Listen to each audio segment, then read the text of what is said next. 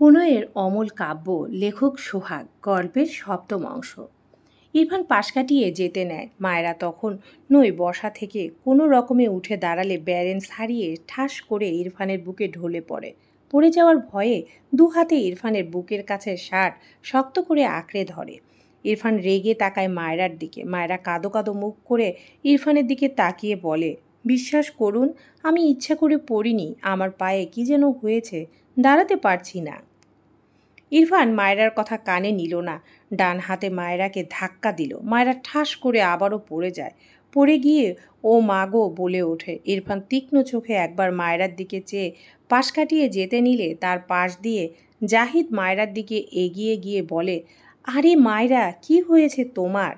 মায়রা পিটপিট করে চোখ তুলে তাকায়। কোমর আর পায়ে বেশি ব্যথা পেয়েছে। ডান পা তো মাটিতেই রাখতে পারছে না। মায়রা কাঁদো কাঁদো মুখ করে বলে, ভাইয়া, আমার পা ভেঙে গিয়েছে। জাহিদ চোখ বড় বড় করে বলে, কি বলো? দেখি দেখি। মায়রা নিজেকে গুটিয়ে বলে, না না, আপনাকে লাগবে না, কাউকে একটু ডেকে দিন না ভাইয়া। জাহিদ হেসে বলে, ওহো মায়রা, তুমি এত সংকোচ করছো কেন? আমি তোমায় নিয়ে যাচ্ছি, নো টেনশন। কথাটা বলে নিচু হয়ে মায়রাকে ধরার জন্য হাত বাড়ালে তার আগে ইরফান মায়রার পেছন থেকে টান মেরে মায়রাকে নিজের কোলে তুলে নেয়। জাহিদ হা করে তাকায়। ব্যাপারটা কি হলো? মাথা উঁচু করে দেখলো ইরফান মায়রাকে কোলে নিয়ে চলে যাচ্ছে। মায়রা হতভম্ব হয়ে এই ইরফানের দিকে চেয়ে আছে। ব্যাপারটা কি হলো? নিজেই তো একটু আগে তাকে ফেলে দিল।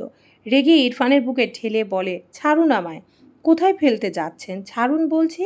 ইরফান শক্ত চোখে একবার তাকায় মায়রার দিকে। মায়রাও রেগে বলে, একদম আপনাকে ভয় পাই না। অসভ্য লোক, মেয়েদের ছোঁয়ার বাহানায় থাকে, ছাড়ুন বলছি। ইরফান পায়ের গতি বাড়ায়। ডাইনিংয়ে এখনও কেউ নেই। মায়রা তার ঘরের দরজার দিকে তাকালে দেখল সে ঘর পাস করে যাচ্ছে। মায়রা চোখ বড় বড় করে তাকায়। ইরফান দোতলায় উঠতে থাকে। মায়রা ভয় পায়। হায় আল্লাহ, তাকে ছাদ থেকে ফেলতে যাচ্ছে নাকি? রেগেমেগে ইরফানের গলা খামচে ধরে। ইরফান একটা টু শব্দ করল না। তার ঘরের দরজা পা দিয়ে লাথি মেরে মায়রাকে এক প্রকার ছুঁড়ে মারে ঘরের ভেতরে। মায়রা ছিটকে পড়ে মেঝেতে। কোমরে ব্যথা পেয়ে গুঙিয়ে ওঠে। ইরফান হাঁটু মুড়ে মায়রার গাল বাম হাতে শক্ত করে ধরে দাঁতে দাঁত চেপে বলে, এই মুখ চালানোর শিক্ষা তোকে আমি দিব, ওয়েট। মায়রা কেঁপে ওঠে ইরফানের ভয়েস টোনে। কি করেছে সে? রেগে দুই হাতে ইরফানকে ধাক্কা দিলে ইরফান মায়রার দুই হাত তার এক হাতের মুঠোয় শক্ত করে চেপে ধরে। মায়রা ফুপিয়ে উঠে বিড়বিড় করে, এই পাষাণ লোক আমায় মারতে মারতে মেরেই ফেলবে। বাবা মা, মিস ইউ। কাঁদতে কাঁদতে ইরফানের দিকে তাকিয়ে চেঁচিয়ে বলে, অসভ্য লোক, পাষাণ লোক, ছাড়ুন আমায়। ইরফান শক্ত চোখে মায়রার দিকে তাকায়। হঠাৎ ওই মায়রার গলা থেকে ওড়না টান মেরে নিয়ে নেয়। মায়রা চোখ বড় বড় করে তাকায়। ইরফান হেলে গিয়ে মায়রার দু হাত পিছনে নিয়ে ওড়না দিয়ে বাঁধতে থাকে। মায়রা মুখ গিয়ে ঠেকে ইরফানের বুকে। মায়রা কেঁদে কেটে অস্থির। মেয়েটা এমনিতেই কাঁদে না, কিন্তু এই লোক তার সাথে এমন করছে কেন? ইরফান মায়রার হাত বেঁধে সরে গেলে মায়রা কান্না মাখা চোখে ইরফানের দিকে তাকায়। লজ্জার সংকোচ নিয়ে আসে মেয়েটা। কাঁদতে কাঁদতে দৃষ্টি নত করে বলে, আপনি আসলেই একটা অসভ্য। আমার পা ভেঙে গিয়েছে। এখন আপনি আমার কোমর ভাঙেছেন, আমার থেকে কাপড় খুলে নিয়েছেন, আমার হাত বেঁধে দিয়েছেন। উফ, ছেড়ে দিন আমায়। ইরফান মায়রার এত বকবক নিতে পারল না। ডান হাতে মায়রার মুখ চেপে বলে, স্টপ, জাস্ট স্টপ। মায়রা ভেজা চোখে পিটপিট করে তাকায় ইরফানের পানে। ইরফান মায়রার মুখ থেকে হাত সরিয়ে মায়রার ডান পায়ে হাত দিলে মায়রা চেঁচিয়ে ওঠে। কেঁদে কেঁদে বলে, আমার পা ভেঙে গিয়েছে, ছেড়ে দিন, ধরবেন না প্লিজ। ইরফান বিরক্তিতে কপাল কুঁচকে একবার মায়রার মুখের দিকে তাকালো। চোখ সরিয়ে নিয়ে মায়রার পা ধরে একপাশে জোরে টান দেয়। মায়রা জোরে কেঁদে দেয়। ইরফান মায়রার পা এদিক ওদিক নাড়িয়ে দেখে, এরপর মেঝে থেকে উঠে দাঁড়ায়। ইরফানকে এখনও কাঁদতে দেখে বিড়বিড় করে বলে, স্টুপিড গার্ল। মায়রা মাথা তুলে বলে, আমার হাত খুলে দিন, খারাপ লোক। একা একটা মেয়েকে পেয়ে সুযোগ নিতে লজ্জা করে না? অসভ্য ইতর বেয়াদব, আপনাকে আমি জেলের ভাত খাওয়াবো। ভদ্র বাবার অসভ্য পোলা একটা। ইরফান রেগে এক টান দিয়ে মায়রাকে দাঁড় করায়। দাঁতে দাঁত চেপে বলে, স্টুপিড গার্ল, স্টপ, নয়তো এই দুই গাল আস্ত থাকবে না। মায়েরা রেগে আরও জোরে চেঁচিয়ে বলে, করব না, আমার মুখ, আমি বলবো। অসভ্য ছেলে, অসভ্য লোক, শুধু মেয়েদের ছোঁয়ার বাহানা খোঁজে, আমার ইজ্জতের ফালুদা করে দিল। অস আর বলতে পারে না। বাম গালে একটা শক্তপোক্ত থাপ্পড় পড়ে। মায়েরা ডান দিকে হেলে যায়, কাঁদতে কাঁদতে বলে, ও আল্লাহ, আমার জীবনটা 2 দিনে থাপ্পড়ময় হয়ে গেল এই পাষাণ লোকের জন্য। মেয়েটার মুখ বন্ধ হয় না, কাঁদে তবু কথা বলতেই থাকে। ইরফান তীব্র বিরক্তিতে টেবিলের ড্রয়ার থেকে স্কচটেপ এনে মায়রাকে টেনে মায়রার মুখে লাগিয়ে দেয়। মায়রা চোখ বড় বড় করে তাকায়।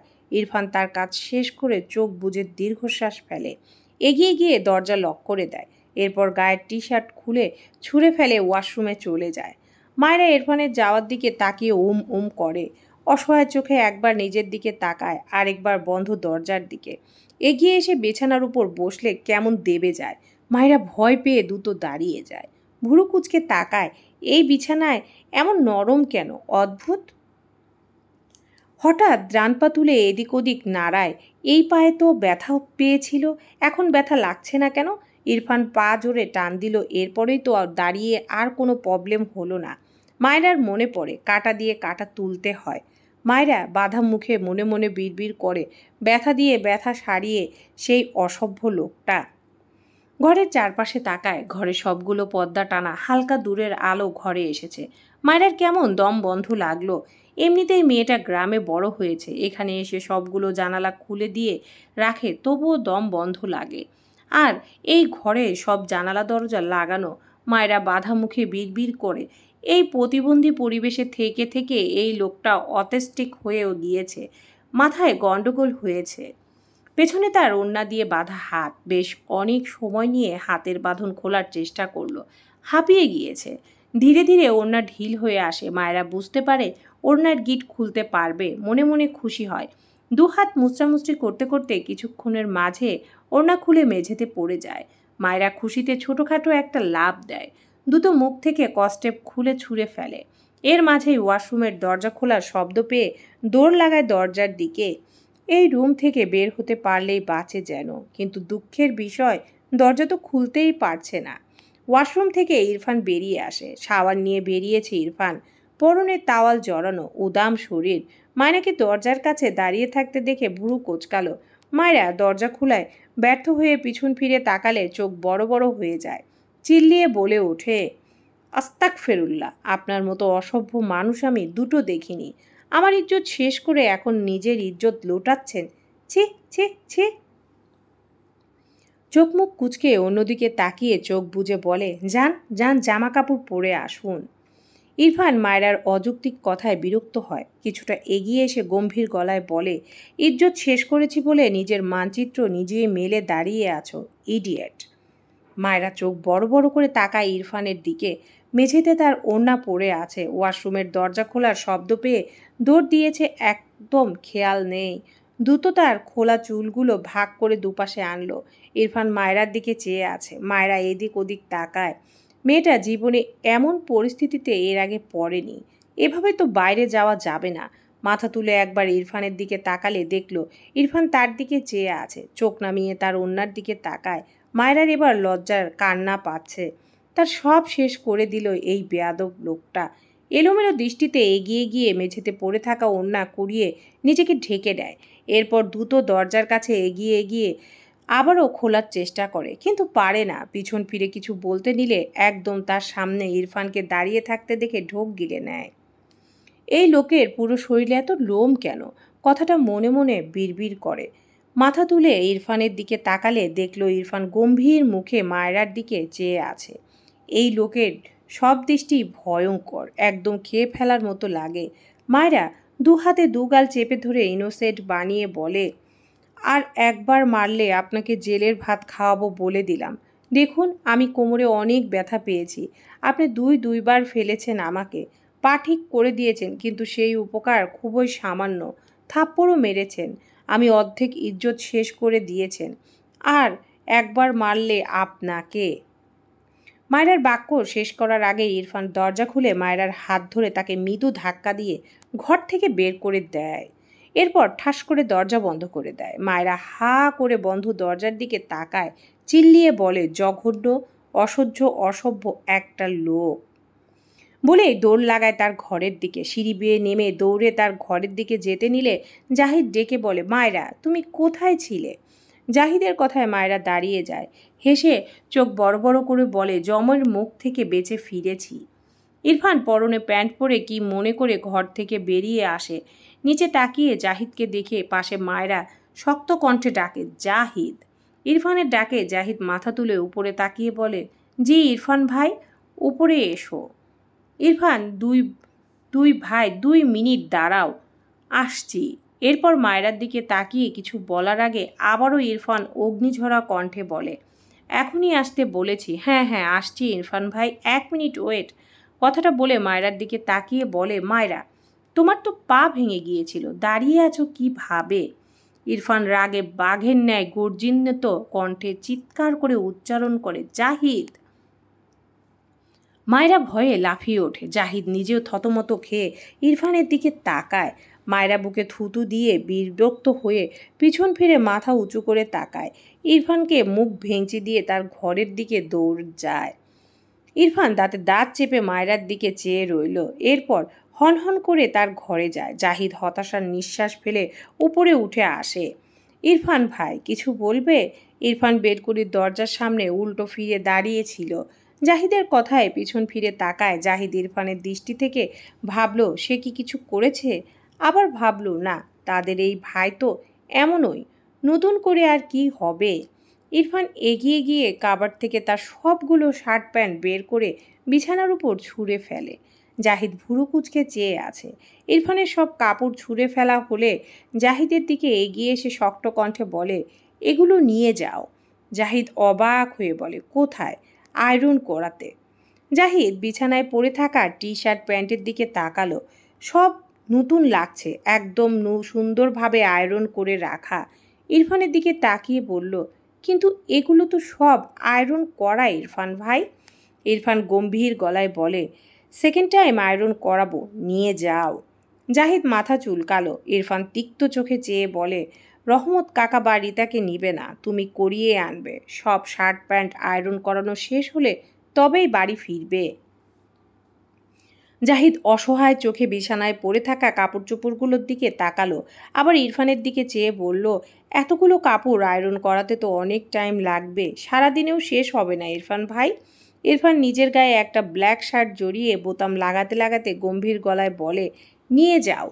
জাহিদ অসহায় কণ্ঠে বলল, মায়রাকে নিয়ে ঘুরতে যেতাম, ও খুব মিশুক আর ভীষণ ভালো, ঘুরতে নিয়ে গেলে খুব খুশি হবে। তুমি রহমত চাচাকে দিয়ে করিয়ে নাও না ইরফান ভাই। ইরফান দ্বিতীয় বোতামটা লাগিয়ে জাহিদের দিকে শক্ত চোখে তাকায়। জাহিদ ইরফানের দৃষ্টি দেখে ঢোক গেলে, মায়রাকে তো দেখতেই পারে না ইরফান ভাই, সে তার সাথে ঘুরতে যাওয়ার কথা ভুল করে বলে ফেলেছে। Mistake mistake. তখন মায়রার সাথে কথা বলছিল বলে হয়তো রেগে গিয়েছে। মেয়েটা কত ভালো, ইরফান যে কেন দেখতে পারে না মেয়েটাকে বুঝে পায় না জাহিদ। অতঃপর মেকি হেসে বলে, না না, আমি আয়রন করতে পারবো, যাচ্ছি, ঘুরতে যাব না, মজা করলাম আর কি। ইরফান 2 হাতের শার্টের হাতা কুনোই অবধি পর্যন্ত গুটিয়ে হাত ঘড়ি পড়তে পড়তে ঘর থেকে বেরিয়ে আসে। জাহিদকে এখনও দাঁড়িয়ে থাকতে দেখে পেছন ফিরেই বলল, কি হলো, এসো। জাহিদ এগিয়ে গিয়ে সব শার্ট প্যান্ট 2 হাতের সাহায্যে নিয়ে বাইরে বেরিয়ে এলো। খালার বাড়িতে বেড়াতে এসে খালাতো ভাইয়ের কাজ করতেই দিন চলে যাবে। আগে জানলে একটা ট্যুর দিত, এখানে না এসে। ভেবেছিল নতুন ভাবিকে দেখবে, কত মজা করবে, কিন্তু কিছুই হচ্ছে না, উল্টো তাকে কাজের মাসি হতে হচ্ছে। ইরফান গটগট পায়ে এগিয়ে যায়। জাহারা আর তার মা ইরফানের একটা ঘর পরেই থাকছে। জাহারা ঘর থেকে বেরিয়ে তার ভাই জাহিদকে এতগুলো কাপড় নিয়ে যেতে দেখে এগিয়ে এসে বলে, ভাইয়া কোথায় যাও, আর এসব কার শার্ট প্যান্ট, চুরি করলে নাকি? জাহিদের পেছন ফিরে জাহিদ কাপড়ের আড়ালে কটমট দৃষ্টিতে ছোট বোনের দিকে তাকায়। পেছনের দিকে তাকালে দেখে ইরফান অনেকটাই এগিয়ে গিয়েছে। জাহিদ হাতের সব কাপড় জাহারার গায়ের উপর দিয়ে বলে, তোকে দিয়ে দিলাম, তোর জামাইকে গিফট করে দিস। এই বলে দৌড়ে তার মায়ের ঘরে চলে যায়। জাহারা তবদা খেয়ে চেয়ে রইল। ভাবনার মাঝে ইরফানের কণ্ঠ পায়, এগুলো তুই নিয়েছিস কেন, জাহিদ কোথায়? জাহারা ইরফানের গম্ভীর মুখের দিকে চেয়ে বলে, মনে হয় আম্মুর ঘরে গিয়েছে। ইরফান সামনে তাকালে দেখল জাহিদ তার খালামণির ঘরে ঢুকছে। ইরফান দ্রুত পায়ে এগিয়ে যায়। জাহিদ দরজা থেকে ভেতরে 2 পা এগিয়েছে, তখনও ইরফান পেছন থেকে জাহিদের শার্টের কলার টেনে বলে, এক কথা বারবার রিপিট করতে আমার ভালো লাগে না। জাহিদ কাঁদো কাঁদো মুখ করে পিছনে ফিরে তাকালো। অতঃপর বলল, ইরফান ভাই আমার নাম্বার 1 পেয়েছে। ইরফান তীক্ষ্ণ চোখে জাহিদের দিকে কিছুক্ষণ তাকিয়ে থাকে। হাত ঘড়িতে একবার সময় দেখে বলে, ফাস্ট যাও, আমিও ওয়েট করছি। জাহিদ ভুরু কুঁচকে বলল, তুমি যাবে তাহলে আমাকে কেন নিচ্ছ, তুমিই যাও। ইরফান বিরক্তিতে চোখ মুখ কুঁচকে জাহিদের কলার ধরে টেনে বাইরে আনে। পেছন থেকে ইরফানের খালা ডেকে বলে, কোথায় যাচ্ছ ইরফান বাবা? জাহিদ, কোথায় যাও? ইরফান যেতে যেতে উত্তর দেয়, ভার্সিটিতে যাচ্ছি খালামণি, জাহিদকে আমার লাগবে। ইরফান জাহিদের কলার ছেড়ে যেতে যেতে গম্ভীর গলায় বলে, জাহিদ, জাহারাত থেকে সবগুলো প্যান্ট শার্ট নিয়ে বাহিরে এসো ফাস্ট। জাহিদ বিরক্ত হলো কিন্তু কিছু বলল না। না, ইরফান তার চেয়ে বড়, ছেলেটা হাসি খুশি হলেও তাও কিছু বলা যেত। যা মুড এই ছেলের, থাক, সে না হয় একদিন বড় ভাইয়ের কাজ করে দিক। অতঃপর জাহারাত থেকে কাপড়গুলো নিয়ে এগিয়ে যায়। ইরফান নিচে নেমে বাইরে যেতে নিলে তার মায়ের ডাকে থেমে যায়। ইরফান, খেয়ে যাও। ইরফান গম্ভীর গলায় বলল, বাইরে খেয়ে নেব আম্মু, ইনায়াকে কলেজে নামিয়ে দিয়ে যাও তাহলে। ইরফান একবার হাত ঘড়ি দেখল, অতঃপর বলে, দ্রুত আসতে বলো, আমার লেট হয়েছে। এরপর বাইরে বেরিয়ে যায়। পেছন পেছন জাহিদ বেরিয়ে যায়। রুমা নেওয়াজ দীর্ঘশ্বাস ফেললেন। জাহিদকে দিয়ে কাজ করাচ্ছে কেন বুঝলাম না। কিছু বললও না, বলে লাভ নেই। তিনি ইনায়াকে দ্রুত রেডি হতে বললেন। মায়েরা তখন থেকে এসে ইনায়ার সাথে কথা বলছে। আপু, তোমার ভাইয়া আমাকে আবার মেরেছে। ইনায়া মন খারাপ করে বলল, আসলে ভাইয়া একটুতেই রেগে যায়, তুমি আর ভাইয়ার সামনে যেও না কেমন? মায়েরা মৃদু রেগে বলল, আরে আপু, আমি তোমার ভাইয়ের সামনে যাইনি, ওই লোকটাই আমাকে ফেলে দিয়েছে, আমার ইজ্জতের ফালুদা বানিয়েছে, তারপর আবার কোলে তুলে ছুঁড়ে ফেলেছে, কোমরে এখনও একটু একটু ব্যথা আছে বুঝলে। ইনায়া অদ্ভুতভাবে মায়েরার দিকে চেয়ে আছে। মায়েরার সব কথা তার মাথার উপর দিয়ে গেল। সে তো ঘুমাচ্ছিল, এর মাঝে যে কি করেছে এই মেয়ে। মায়েরা হেসে বলল, আচ্ছা এসব বাদ দাও, তোমার ভাই তো মানুষ নয়, এত ভাবার দরকার নেই তার কথা। আপু শোনো, আমাকে তোমার কলেজে নিয়ে যাবা, আমি ঘুরে দেখব। ইনায়া অবাক হয়ে বলল, আমি তো কলেজে গিয়ে ক্লাস করব, তুমি কি করবে? আমি খোলা জায়গায় ঘুরবো, তোমার ছুটি হলে আবার একসাথে আসবো, প্লিজ আপু, যাই তোমার সাথে। ইনায়া মায়েরার দিকে তাকিয়ে হেসে বলল, ওকে। মায়েরা খুশি হয়ে বিছানা থেকে নেমে দাঁড়ালো, কোমরে একবার হাত বুলালো। ইনায়া বলল, বেশি ব্যথা পেয়েছো? মায়েরা হেসে বলল, না না আপু, ঠিক হয়ে যাবে। এটা বলে গায়ে বোরকা জড়ালো, একদম রেডি হয়ে এসে বলল, আপু, আমার মাথায় একটা আইডিয়া এসেছে। আমার মনে হয় তোমার ভাইয়ার মাথায় গন্ডগোল আছে। আসলে পাগলকে পাগল বললে তারা রেগে যায় বুঝলে। তোমার আম্মু মানে আমার শাশুড়ি মাও রেগে যায়। তাই বলছি, আমি আর তুমি দুজনে মিলে তোমার ভাইয়ার জন্য ভালো হওয়ার ওষুধ কিনে এনে পানির সাথে গুলিয়ে খাওয়াবো তোমার ভাইয়াকে। এখন কেমন জঙ্গলিদের মতো বিহেভ করে, দেখলেও জঙ্গলিদের মতো লাগে, চুলগুলো কেমন বড় বড়। ভালো হয়ে গেলে সব ঠিক হয়ে যাবে, চুলগুলো কেটে নিলে একদম হিরোদের মতো লাগবে। এখন ভিনি নায়কের লাগে বুঝলে। কথাগুলো এক নিঃশ্বাসে বলে। হেসে হেসে বলল, কেমন লাগলো আইডিয়াটা? ইয়ানা চোখ বড় বড় করে তাকায় মায়েরার দিকে। লাস্ট কথায় না চাইতেও হেসে ফেলে। পেছন থেকে ইরফানের গম্ভীর কণ্ঠ ভেসে আসে, ইয়ানা। মায়েরা বিরক্ত হয়ে দরজার দিকে তাকিয়ে আবারও ইয়ানার দিকে তাকিয়ে বলে, আপু, তোমার ভাই নিজে তো পাগল, আমিও পাগল হয়ে যাচ্ছি তার মার খেয়ে খেয়ে, ছোঁয়াচে রোগের মতো। তোমার ভাইয়া এখানে নেই, তবুও আমি দেখতে পাচ্ছি। এগুলো পাগল হওয়ার লক্ষণ। তার চেয়ে চলো দ্রুত তোমার ভাইকে সুস্থ করে দেওয়ার ওষুধ আনি, তাহলে আমিও আর পুরোপুরি পাগল হব না। ইয়ানা ঢোক গিলে পিছন ফিরে তার ভাইয়ের দিকে তাকালো। ইরফান চোখ মুখ শক্ত করে মায়রার দিকে চেয়ে আছে।